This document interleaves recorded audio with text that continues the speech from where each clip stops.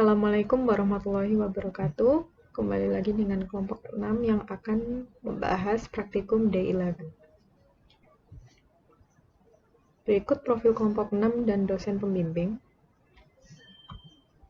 Bahasan kali ini yaitu bab 12, Create Packages.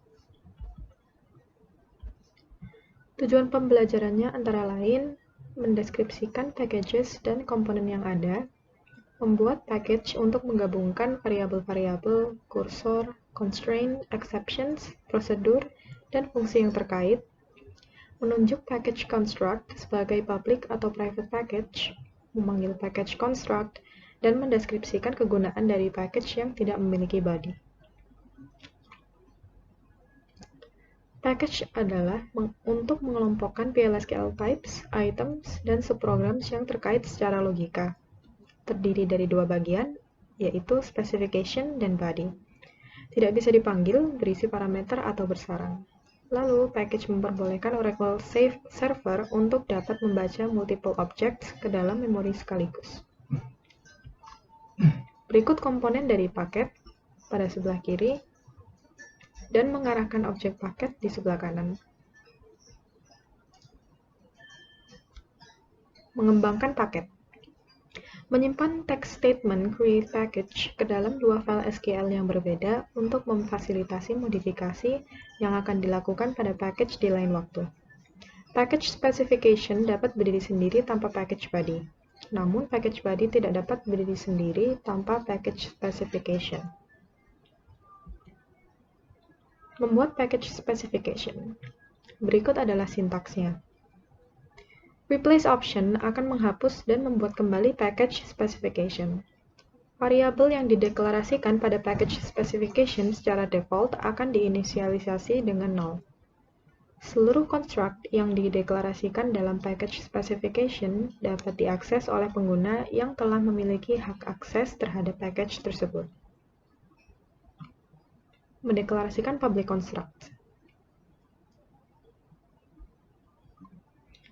Membuat package body. Berikut sintaks untuk membuat package body. Opsi replace menghapus dan membuat ulang package body. Identifiers yang didefinisikan hanya di dalam package body adalah private constructs yang tidak dapat diakses dari luar package body. Semua private constructs harus dideklarasikan sebelum digunakan pada public construct. Public dan private constructs. Package specification terdiri dari G-com, reset-com, procedure, declaration. Package body terdiri dari validate-com, function definition, reset-com, procedure, definition.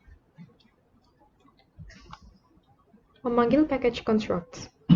Memanggil function dari procedure dalam package yang sama. Memanggil package procedure melalui ISQL+. Memanggil package procedure pada skema yang berbeda dan pada remote database. Menghapus packages. Untuk meremove package specification dan body, maka melakukan sintaks yang pertama. Drop package name. Untuk remove package body, maka lakukan sintaks berikut ini. Drop package body package name. Pedoman untuk membuat package. Membuat package untuk keperluan umum. Mendefinisikan package specification sebelum body. Menspesifikasikan package harus hanya berisi construct yang ingin dijadikan public.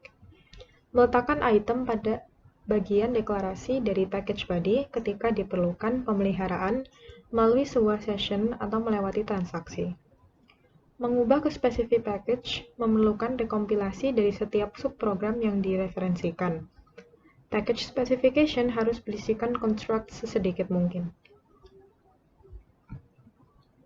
Keuntungan dari package antara lain, modularitas, yaitu enkapsulasi construct yang memiliki relasi. Lalu desain aplikasi lebih mudah, yaitu menuliskan kode dan spesifikasi kompilasi serta body secara terpisah. Lalu ada menyembunyikan informasi, yaitu hanya mendeklarasikan dalam package specification yang terlihat dan dapat diakses aplikasi. Lalu private constructs dalam package body disembunyikan dan tidak dapat diakses. Terakhir, semua kode program disembunyikan di dalam package body. Latihan soal. Buka terminal SQL Plus, kemudian login ke database Oracle menggunakan user HR.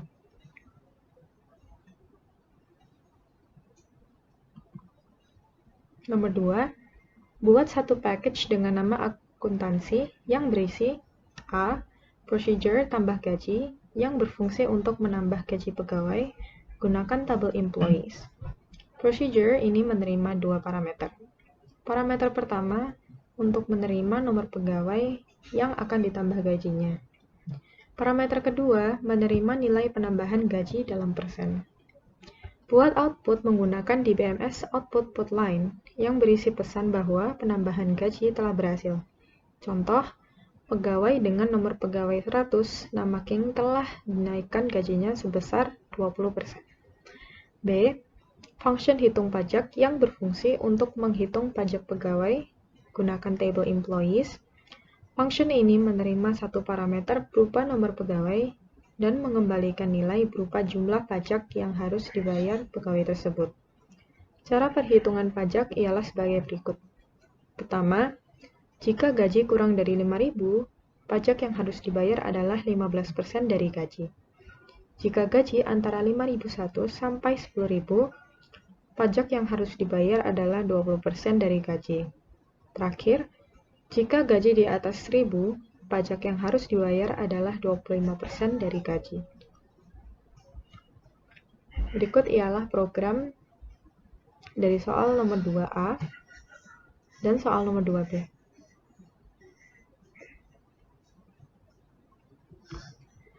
Coba jalankan procedure dan function dalam package tersebut dengan menggunakan beberapa data.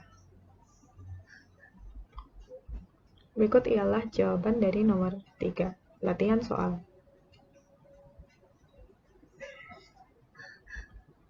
Baik, itu saja yang bisa saya sampaikan. Jika ada salah kata, mohon dimaafkan.